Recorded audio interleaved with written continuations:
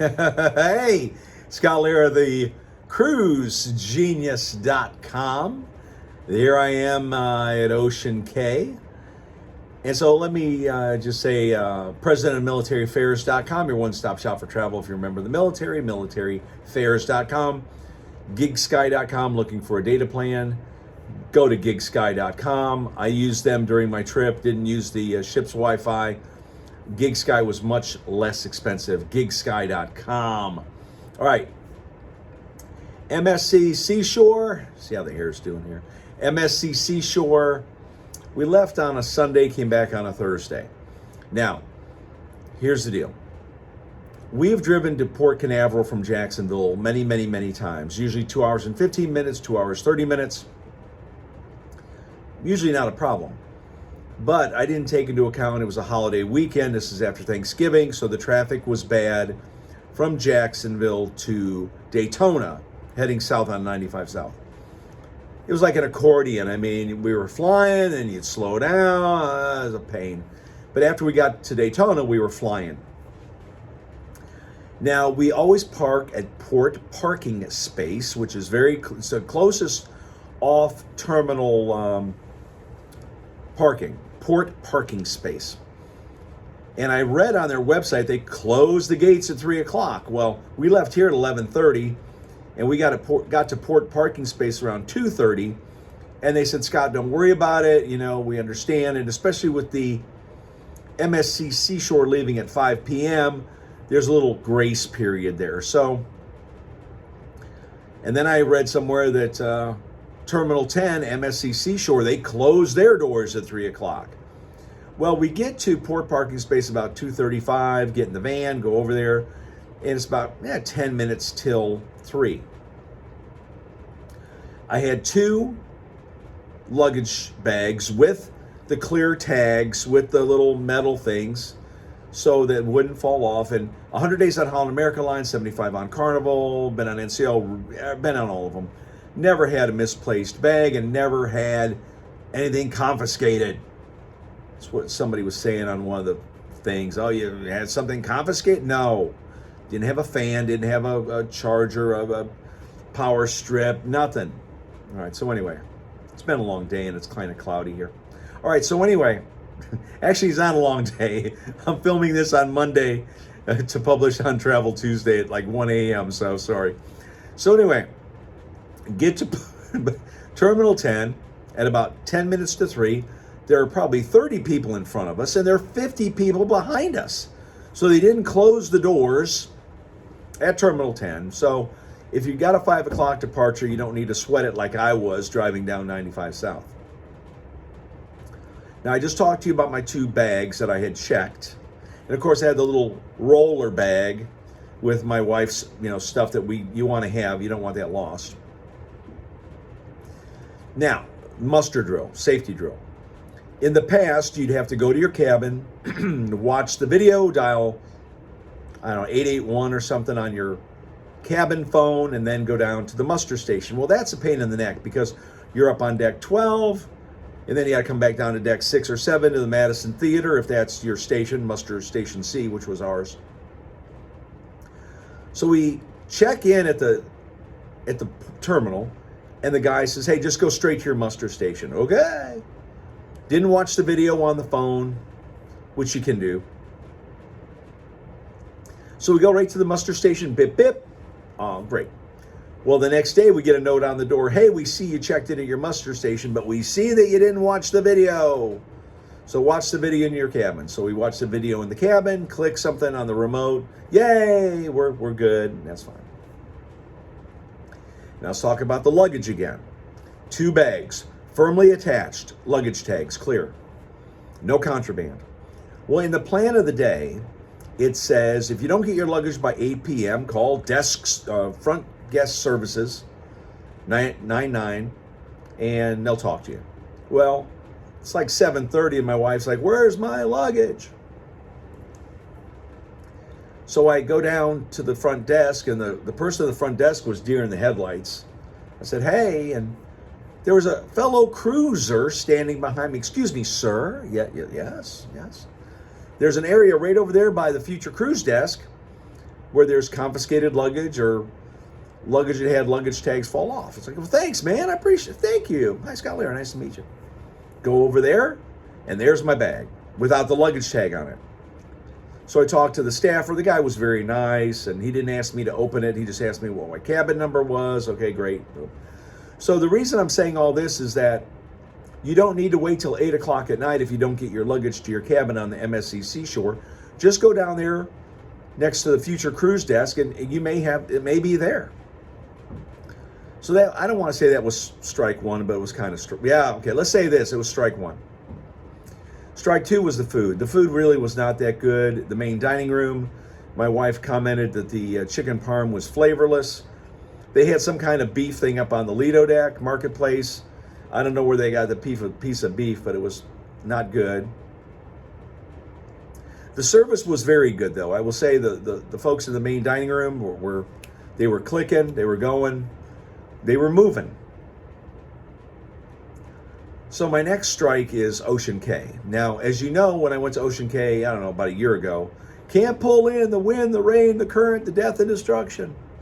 Okay, fine, you got to trust the captain. But I was upset we couldn't go to Ocean Cay. But this time we were able to make it. And I want you to leave a comment in the comments below if you've been to Ocean Cay and you've dealt with a rude tram driver, the Bahamian tram drivers. And this is the second time I've dealt with a rude one, but my wife and I got off the ship very early, 9:30. That's one of my super secret tips. Get off the ship early, get a good chair location near a bathroom and near the snack shacks there on Ocean Cay. So that worked fine. The weather was great. We were out there about an hour or two, free umbrella, free chairs. It was great. Come back to the ship, eat lunch. Well, it was around 2 o'clock. It's like, honey, I'm going back to the island and get a tram and just ride around. Okay. So it's starting to sprinkle, and all these people are racing back to the ship. It didn't bother me. It's liquid sunshine, they say. And I'm looking up at the clouds, and clouds are going away, so I think everything's going to be fine. So there's a female tram driver. I said, hey, can I jump on? Can we go for a ride? No, there's a storm coming in. There's a storm system coming in. She points at the sky, drives off. So then a gentleman pulls up on his tram. Hey, man, can I jump on? Yeah, but I can't bring you back.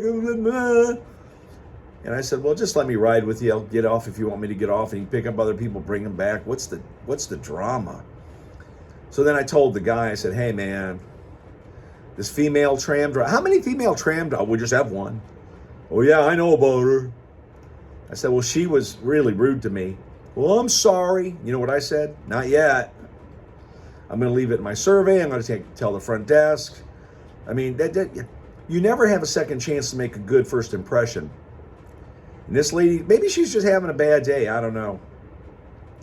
But she shouldn't be driving a tram. But I will tell you, on previous visits to Ocean Cay, it's kind of the same way where I saw like a couple trams like parked over to the side. Are you guys driving today?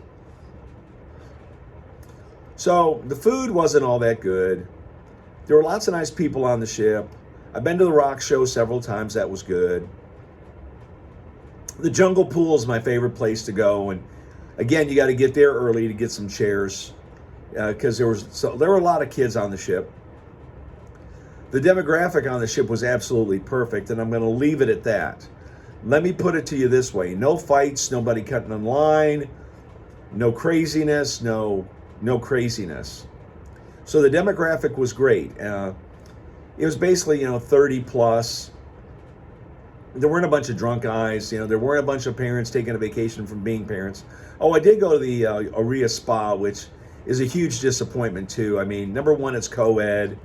Number two, it's small. But, I got a free... Oh, here's another thing too.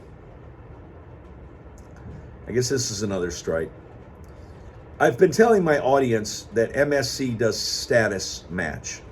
And that means if you're a certain level on Holland America or Carnival or Celebrity and you fill out the stuff online, MSC status matches you. So I'm a 3-star Mariner on Holland America line, which means I'm gold on MSC. I get a gold card, right? Wrong. And of course, it isn't tit for tat. I mean, it's not exactly the same thing as you would get in a Holland America Line or Carnival, but you get whatever. So I go to the cabin and open the little envelope, and both mine and my wife's cards are blue classic. Now, my wife is classic because I've sailed on MSC, and my status match actually is what it did it. Now, on a scale of 1 to 10, it wasn't a 10. So I went down to the front desk, and the person's name was Happiness. That was her name, Happiness. I said, hey, listen, it's not a 10, but I'm gold. Can I please have a gold card? Can you come back tomorrow? Sure, I can come back. I got nowhere else to go. I'm on a 5-day, 4-night cruise. I'll come back tomorrow, Happiness. I'll come back tomorrow for my gold card. And again, it's just, I like collecting my cards. And, when you hand it to the bartender or something, they look at it. Okay, oh, this guy's gold. He's been here a little while. So I do regret not going to the veteran event because they had a veterans event on there, and I should have went to that to meet my fellow veterans. But so overall, on a scale of 1 to 10, how was my 5-day, 4-night cruise on the Seashore? I'd give it a 6. I mean, there's nothing to write home about. It wasn't special. I will say that I did book a Bella Inside Guarantee, and we got up to deck 12, a balcony with a metal barrier there that was about halfway, which it didn't really spoil it, but it's like 12005 right at the front of the ship. So I definitely got my steps in. Getting off the ship was pretty easy. Again, port parking space did a great job. But I know what you're asking me. Hey, Scott, are you going to sail on MSC Seashore again? Any day of the week, I'll go on it. It's close to Jacksonville. It's a newer ship. It's okay. I mean, I'm not going back to Carnival. I'll never sail on Carnival again. Never. I'm Platinum. I'm not racing to get Diamond. I have no interest in sailing on Carnival again.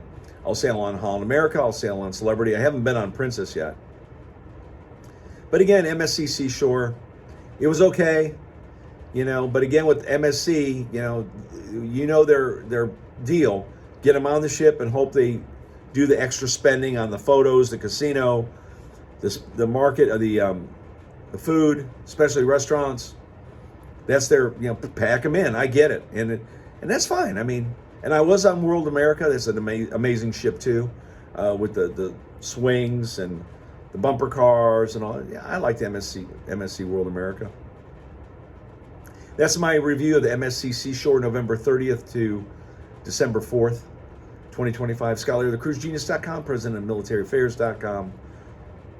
That's me.